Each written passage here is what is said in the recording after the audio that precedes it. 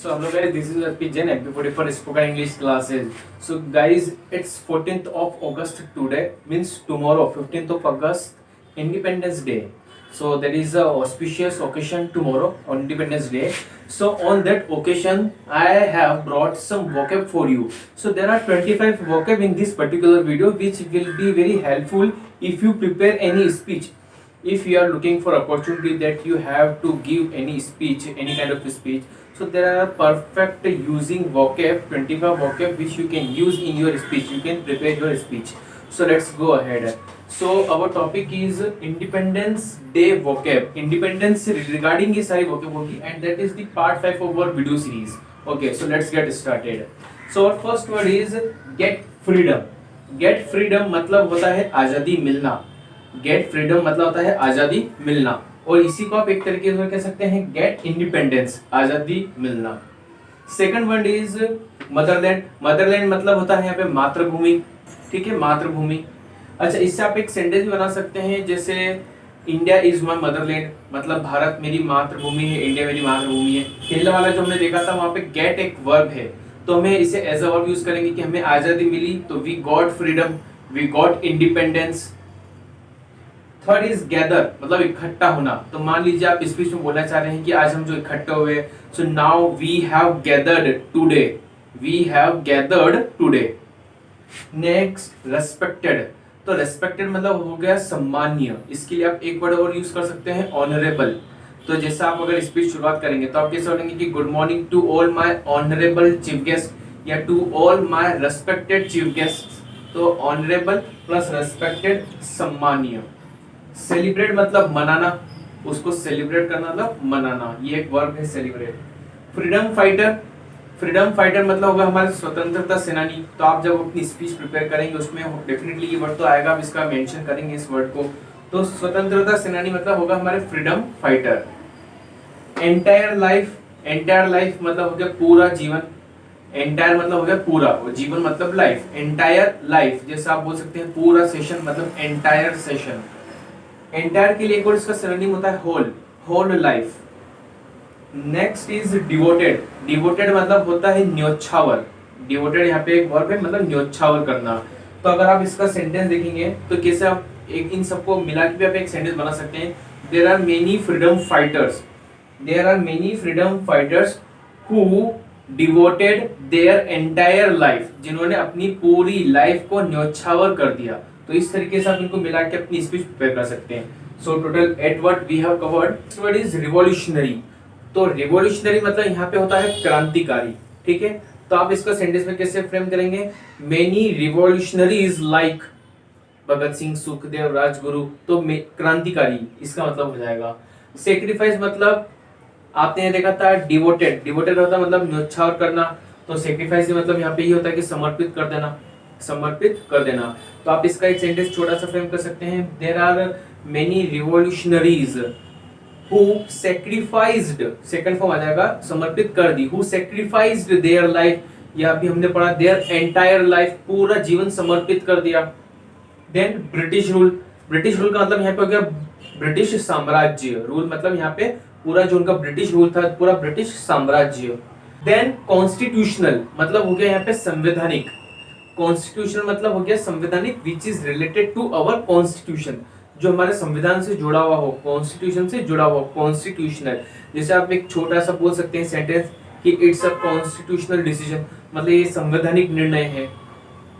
Then fortunate. मतलब fortunate मतलब होता है भाग्यशाली. So we are fortunate that we are born in India, we are very fortunate. Fundamental rights मतलब मौलिक अधिकार. हमारे जो मौलिक अधिकार होंगे, तो मौलिक अधिकार के लिए क्या वर्ड यूज होगा, फंडामेंटल राइट्स. यहाँ पर राइट मतलब अधिकार होता है, और फंडामेंटल मतलब मौलिक. Then priceless. प्राइसलेस मतलब होता है बहुमूल्य. जैसे हमारी आजादी बहुत बहुमूल्य है, our independence is priceless, our independence is priceless. Then auspicious occasion. तो ओकेशन मतलब क्या होता है, तो ओकेशन मतलब होता है एक कोई सा अच्छा सा मौका, पर्व. और ऑस्पिशियस मतलब होता है शुभ. तो शुभ घड़ी या शुभ दिन, तो शुभ घड़ी हम मान सकते हैं. तो ऑस्पिशियस ओकेशन. तो अब इसका एक सेंटेंस से बना सकते हैं कि tomorrow, tomorrow 15th of August is a auspicious occasion. Auspicious occasion मतलब एक बिल्कुल शुभ दिन है. Then 17 पीसफुल लाइफ, शांति का जीवन. तो आप अपने सेंटेंस में इसको फ्रेम कर सकते हैं दैट अच्छा ये अगर आप 18 एक वर्ड देख लेते हैं देन हम we will next sentence. Ancestor and forefathers मतलब दोनों का होता है हमारे पूर्वज, हमारे पूर्वज. अब सेंटेंस बनाते हैं हम कि आवर एंसेस्टर्स या फिर आप बोल सकते हैं आवर फोरफादर सैक्रिफाइस्ड. सैक्रिफाइस मतलब समर्पित करना. देयर एंटायर लाइफ अपना पूरा जीवन. There entire life. अब यहाँ पे हमें एक पीसफुल एक शांतिमय जीवन देने के लिए to give us peaceful life. तो कैसे सेंटेंस बनाएंगे? Our ancestor sacrificed their whole life to give peaceful life. To give us हमें to give us peaceful life. Then next efforts. तो एफर्ट्स मतलब होते हैं प्रयास. बहुत सारे प्रयास कर रहे होंगे तो एफर्ट्स. Then democratic country. तो डेमोक्रेटिक कंट्री तो आपको पता है लोकतांत्रिक देश. तो कंट्री मतलब देश हो गया और डेमोक्रेटिक मतलब डेमोक्रेसी. और डेमोक्रेसी मतलब यहाँ पे क्या हो गया कि जहाँ पे हर चीज की जो भी निर्णय लिया जाएगा वो जनता के द्वारा लिया जाएगा. ठीक है, for the people, of the people, by the people. तो democratic country. Indian citizen. Citizen मतलब होता है नागरिक और इंडियन सिटीजन मतलब भारतीय नागरिक. Then host. होस्ट मतलब होता है फहराना, झंडा फहराना. होस्ट इसको आपने एक सुना होगा फ्लैग होस्टिंग. तो वहां पे होस्टिंग को हम एज अ नाउन यूज कर रहे हैं तो फ्लैग होस्टिंग. इसको आप अगर एज अ वर्ब यूज करना चाहते हैं तो आप इसको बोल सकते हैं होस्ट दी फ्लैग मतलब झंडा फहराइए. होस्ट दी फ्लैग. फिर एक अगला है with gaiety and favour. With gaiety and favour इसका मतलब क्या होता है? तो यहाँ पे गैटी का मतलब होता है खुशी, फुल ऑफ हैप्पीनेस. गैटी का मतलब होता है फुल ऑफ हैप्पीनेस. और यहाँ पे फेवर मतलब होता है आपका एंथुसियाज्म, जोश. तो इस पूरे को आपको एक साथ यूज करना है एज अ फ्रेज. आप इसको यूज कर सकते हो. इसकी जगह एक और यूज कर सकते हैं हम with pomp and show. With pomp and show मतलब यहाँ पे होता है बिल्कुल धूमधाम से. फिर हमारा एक है इमर्जिंग इकोनॉमी. इमर्जिंग इकोनॉमी मतलब उभरती हुई अर्थव्यवस्था. इमर्ज मतलब होता है उभरना, मतलब हम उभर रहे हैं. We are emerging. इमर्ज एक वर्ब है. We are emerging. और इमर्जिंग इकोनॉमी मतलब उभरती हुई अर्थव्यवस्था. इकोनॉमी मतलब अर्थव्यवस्था. ठीक है. अब last word we have develop rapidly. Develop मतलब आपको सब पता ही है कि तरक्की करना.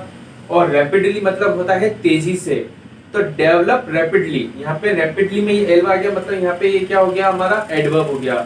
जरूरी नहीं कि हर जगह एल्वा means adverb but here rapidly is a adverb. So develop एक वर्ब हो गई. तो जैसे आप एक सेंटेंस बनाएंगे तो आपको शायद ज्यादा बेटर समझ में आएगा.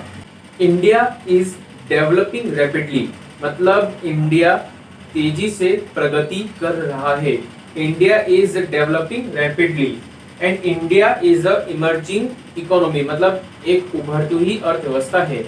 So total there are 25 vocab which we have covered in this particular video. So I hope these words will help you to prepare your speech. So there are 25 which is very useful vocab we have covered. So this is the fifth part of this series means vocabulary series. So in this particular video this is it. If you like my video please subscribe and share my channel and hit the bell icon. Thank you guys.